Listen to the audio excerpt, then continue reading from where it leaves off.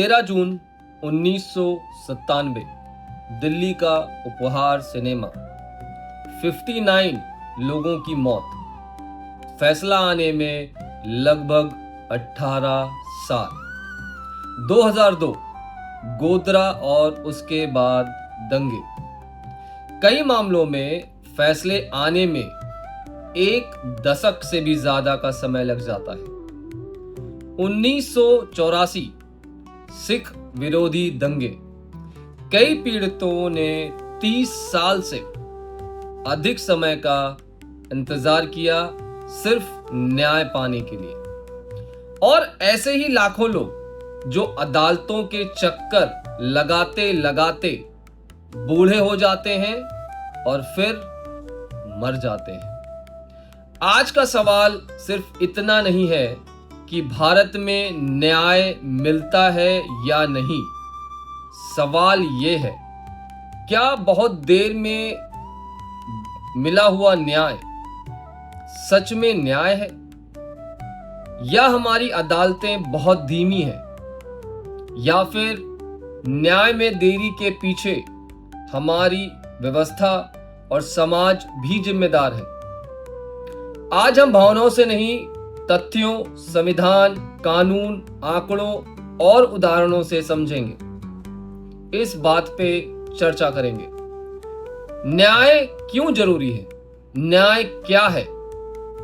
न्याय केवल अपराधी को सजा देना नहीं है। न्याय का अर्थ है निर्दोष आदमी को बचाना, दोषी को दंड देना, पीड़ित को सम्मान देना, समाज में विश्वास बनाए रखना। अगर न्याय समय पे नहीं मिलता है तो कानून पर लोगों का भरोसा कम हो जाता है, कम होने लगता है। एक बहुत ही प्रसिद्ध कहावत है या कथन है, justice delayed is justice denied. अर्थात देर से मिला हुआ न्याय कई बार न्याय रह ही नहीं जाता है। लेकिन क्या हमारे हर मामले में ये पूरी तरीके से सही है? इस पे भी चर्चा करेंगे। भारत की न्याय व्यवस्था पे चर्चा करेंगे। भारत में 3 स्तर हैं: सुप्रीम कोर्ट, हाई कोर्ट, जिला अदालतें। भारत दुनिया की सबसे बड़ी न्यायिक व्यवस्थाओं में से एक है, लेकिन भारत के ऊपर लंबित मामलों का बहुत बड़ा बोझ है। भारत में करोड़ों मामले आज भी लंबित हैं, डिलेड हैं। इसमें सबसे अधिक मामले जिला अदालतों में हैं। कई मुकदमे 10 साल, 20 साल, 30 साल, यहां तक 40 साल से भी अधिक समय से प्रोसेस में है। न्याय में देरी क्यों होती है? जजों की कमी इसका प्रमुख कारण है। भारत में प्रति लाख आबादी पर जजों की संख्या कई विकसित देशों की तुलना में कम है। तो इसका जो परिणाम आता है, एक जज के सामने हजारों केस, बार बार तारीख मिलना, अगली तारीख, अगली तारीख, ये भारत में एक मजाक बन चुका है। इसके पीछे भी कुछ कारण है। वकील तैयार नहीं है, गवाह नहीं आया, पुलिस रिपोर्ट अधूरी है, दस्तावेज नहीं है, जज का ट्रांसफर हो गया जो सुनवाई कर रहा था, कोर्ट के पास समय नहीं है, पुलिस जांच में भी देरी होती है। अगर पुलिस जांच कमजोर है तो अदालत फैसला कैसे करेगी? फर्जी गवाह, कई मामलों में गवाह कोर्ट को गुमराह करते हैं, डर जाते हैं गवाह, और कुछ गवाह खरीद लिए जाते हैं। सरकार सबसे बड़ी मुकदमेबाज है। सरकार खुद बहुत सारे मामलों में वो पक्षकार है। सरकारी विभागों के खिलाफ जो मुकदमे होते हैं, वहां पे सरकार ही केस लड़ रही होती है। बार बार अपील हो रही है, जिला अदालत उसके बाद हाई कोर्ट, उसके बाद सुप्रीम कोर्ट, फिर रिव्यू, फिर रिक्वेस्ट, इसमें सालों निकल जाते हैं। कुछ उदाहरण देना चाहूंगा। कुछ चर्चित उदाहरण हैं जिनको न्याय मिलने में एक बहुत लंबा समय लगा। 1984 एंटी सिख दंगे, 1997 उपहार सिनेमा फायर, 2002 गुजरात दंगे। ऐसे ये कुछ केसेस हैं जो कि सार्वजनिक केस थे, जिनमें लाखों लोग इफेक्टेड हुए, फिर भी इनको न्याय मिलने में बहुत समय लगा। इन जो उदाहरण मैंने दिए, इनसे समझने की कोशिश करिए कि इतने लंबे समय के बाद जब न्याय मिलता है तो उस पे, जिसको न्याय मिला उस पे क्या प्रभाव पड़ा, पीड़ित परिवार पे क्या प्रभाव पड़ा, उनके मानसिक स्वास्थ्य पे क्या प्रभाव पड़ा, और समाज के विश्वास पे क्या प्रभाव पड़ा, आम आदमी पे क्या असर पड़ा। सोचिए, एक व्यक्ति पर झूठा केस लग जाता है, 20 साल वो या तो जेल में है या तो वो केस लड़ रहा है, और कहीं ना कहीं वो निर्दोष है।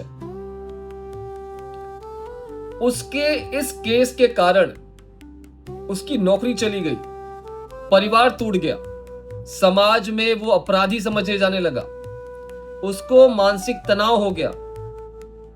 तो केवल बरी हो जाना ही सही है या पर्याप्त है? तो क्या केवल अदालतें ही दोषी हैं, हमारे कोर्ट ही दोषी हैं? नहीं, जिम्मेदारी कई स्तरों पर आती है। सरकार से, पुलिस के ऊपर, वकील के ऊपर, गवाह, जांच एजेंसियां, नागरिक और कानून। ये लोग बार बार या तो तारीख लेते रहते हैं या तो देते रहते हैं। कुछ देश हैं जहां से हमको सीखना चाहिए, कुछ देश जहां की तकनीक, बेहतर केस प्रबंधन, वहां में अधिक जो न्यायालय है, न्यायाधीश है, डिजिटल कोर्ट और बहुत सारी व्यवस्थाएं, जिससे मामलों को निपटाने में समय नहीं लगता है, केस जल्दी सुलझ जाते हैं और न्याय जल्दी मिल जाता है। क्या फास्ट ट्रैक कोर्ट एक समाधान है? फास्ट ट्रैक कोर्ट कई संवेदनशील जो मामले हैं उसमें उपयोगी साबित हुआ है। अगर पूरा सिस्टम नहीं सुधरेगा, अगर आप और हम नहीं सुधरेंगे, तो अदालत पूरी समस्या को हल कर ही नहीं सकता है। भाई भाई लड़के कोर्ट जा रहे हैं, भाई बहन लड़के कोर्ट जा रहे हैं, माँ बाप लड़के कोर्ट जा रहे हैं, भाई अपने बच्चों से लड़के कोर्ट जा रहा है। क्यों भाई? आपको आपके परिवार, आपकी समाज, आप सबसे क्यों परेशानी है? कहीं आप गलत हो सकते हैं, कहीं वो गलत हो सकता है, कहीं आप झुक जाइए, कहीं उसको झुकने दीजिए। एक समाधान है, और वो शायद, पता नहीं, मेरे जीवित रहते होगा या नहीं। 35 साल मेरी उम्र है, 35 साल और जीऊंगा, तो पॉसिबल है कि हो सके 35 साल में हो जाए, और शायद नहीं हो।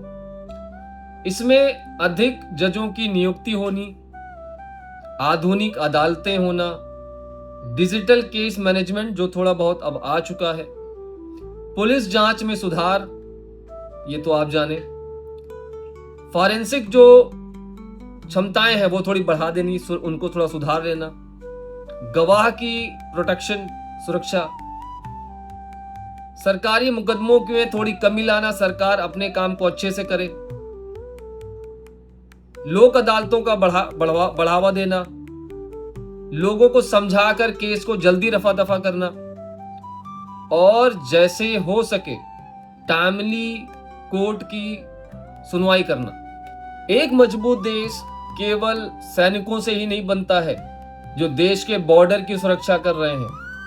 देश न्याय प्रणाली से भी सुरक्षित बनता है। अगर कोई भी निर्दोष वर्षों तक जेल में रहे, पीड़ित को जीवन भर फैसला ही ना मिले, अपराधी इस देरी का फायदा उठाए, तो कानून का डर खत्म हो जाता है। लेकिन हमें यह भी याद रखना चाहिए कि जल्दीबाजी में लिया गया और दिया गया फैसला भी न्याय नहीं है। इसलिए लक्ष्य सिर्फ तेज न्याय नहीं होना चाहिए, बल्कि समय पर निष्पक्ष न्याय होनी चाहिए। अब सवाल आपसे, क्या भारत की न्याय व्यवस्था को पूरी तरीके से बदलने की जरूरत है या मौजूदा व्यवस्था में कुछ सुधार लाने की जरूरत है?